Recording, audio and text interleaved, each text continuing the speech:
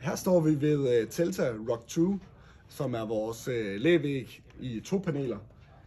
Den fås faktisk kun i 2 paneler, og det gør den, fordi at man kan koble flere sammen, sådan at man kan få lige så mange paneler, som man ønsker.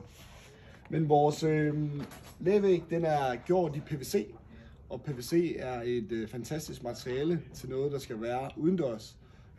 Så det er en super god kvalitet, og men kan tåle at blive brugt, men udendørs. Det, der er lidt unikt ved vores læsejl, det er, at man kan sætte det i den vinkel, at man ønsker. Sådan at man, hvis man vil have den i 90 grader, så kan man gøre det. Og hvis man ønsker den i 180 grader, så kan man gøre det. Så det skaber en enorm stor fleksibilitet i det. Hvis vi går lige rundt om her, så kan vi se her indendørs på den, at der er luftkanaler hele vejen rundt.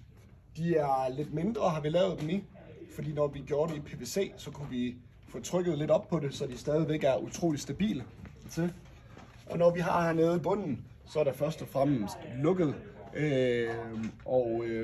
det gør jo også, at stabiliteten bliver vældig god. En lille detalje, som vi har lavet, det er, at der er sådan nogle små huller hernede.